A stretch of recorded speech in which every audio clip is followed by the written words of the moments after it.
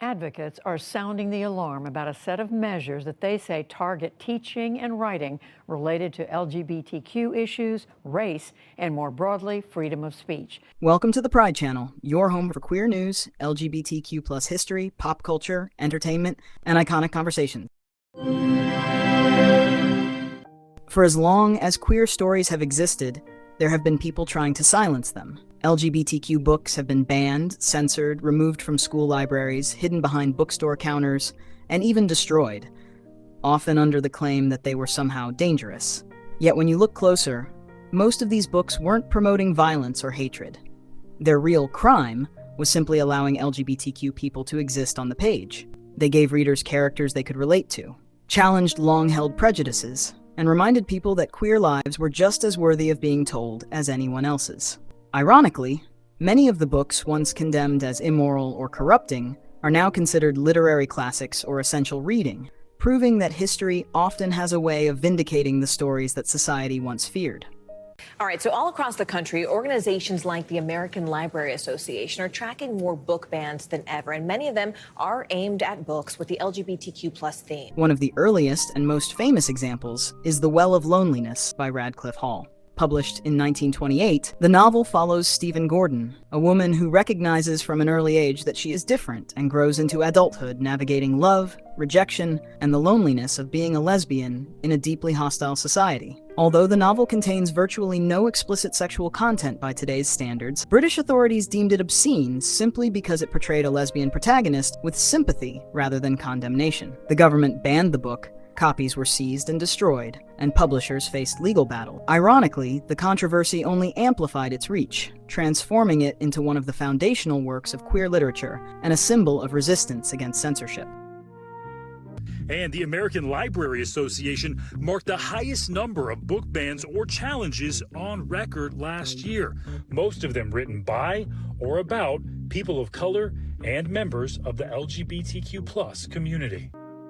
James Baldwin's Giovanni's Room was controversial for very different reasons. The novel tells the story of David, an American living in Paris who falls deeply in love with an Italian bartender named Giovanni while struggling to accept his own sexuality. At the time of its publication in 1956, publishers warned Baldwin that writing openly about a relationship between two men could destroy his career. Instead, Baldwin created one of the most emotionally devastating novels ever written about identity, desire, and self-denial.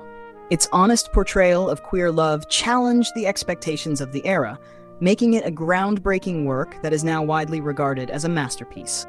But a best-selling author and his partner are fighting back by turning a school bus into a fully mobile library. NBC News correspondent Stephen Romo shows us how the Rainbow Book Bus will travel cross-country to share books with communities facing these bans.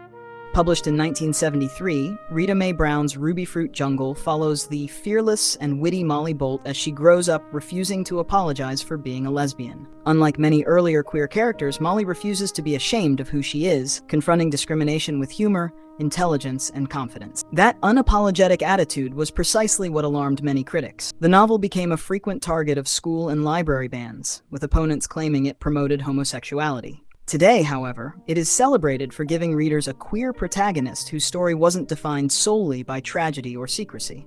This bus, once used to cart kids off to school, will soon be bringing books directly to them. Books they may no longer be able to find in nearby schools. It's called the Rainbow Book Bus. Sometimes, even the simplest stories become lightning rods for controversy. And Tango Makes Three, written by Justin Richardson and Peter Parnell, is based on the true story of two male penguins at New York Central Park Zoo who formed a pair bond and raised a chick together. The Gentle Children's picture book celebrates family, love, and acceptance, yet it became one of the most challenged books in the United States simply because it depicted same-sex parenting. The fierce backlash demonstrated just how controversial the mere existence of LGBTQ families remained in children's literature. Around the country, efforts to ban specific books or even whole categories of books are on the rise. Few modern books have sparked as much controversy as Genderqueer by Maya Kobabe. This graphic memoir chronicles Kobabe's journey toward understanding and embracing a non-binary identity, exploring questions of gender, sexuality, and self-discovery with honesty and vulnerability. In recent years, the book has become one of the most frequently banned titles in American schools and libraries. Opponents have pointed to certain illustrated passages as inappropriate, while supporters argue that the memoir provides desperately needed representation for young people trying to understand themselves. The debate surrounding the book has made it one of the defining symbols of today's battles over LGBTQ visibility and censorship. Not everywhere has access to these books, and I know growing up it would have been amazing to go to a library and just have a bunch of LGBTQ plus books and make me feel loved and supported in my community. Alison Bechdel's Fun Home combines memoir and graphic novel to tell the story of her childhood, her coming out as a lesbian, and her complicated relationship with her father, whose own hidden sexuality shaped much of their family life. The deeply personal narrative explores grief, identity, family secrets, and literature in equal measure. Despite receiving widespread critical acclaim and later being adapted into a Tony Award-winning musical, Fun Home has repeatedly faced challenges in schools and universities because of its LGBTQ themes and illustrations, highlighting how even award-winning works remain vulnerable to censorship. The American Library Association says it received 330 reports of book challenges in the fall of last year, more than double the amount received for all of 2020. Finally, Call Me By Your Name by Andre Aciman tells the story of Elio, a 17-year-old spending the summer in Italy, who falls in love with Oliver, an older graduate student staying with his family. The novel is a beautifully written exploration of first love, longing, memory, and heartbreak that resonated with readers around the world. Despite its literary acclaim and acclaimed film adaptation, the novel has faced bans and challenges in some schools and communities because of its depiction of a same-sex relationship, illustrating that even contemporary classics continue to encounter resistance. It's an intensification, far more book bans sprouting up all over the country than we ever saw before.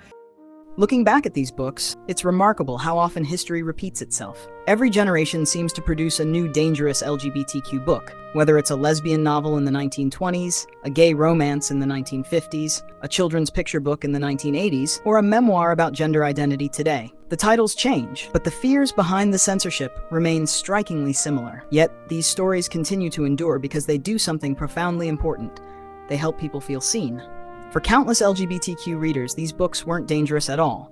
They were lifelines, offering comfort, understanding, and hope at times when the world often provided very little of any of those things. The fact that so many of these once banned books are now celebrated as literary landmarks serves as a powerful reminder that representation has always mattered, and that the stories some people try hardest to suppress are often the ones that leave the greatest legacy. Thanks for watching the Pride Channel. If you enjoyed the video, be sure to like, subscribe, and join the conversation in the comments. Until next time, stay proud.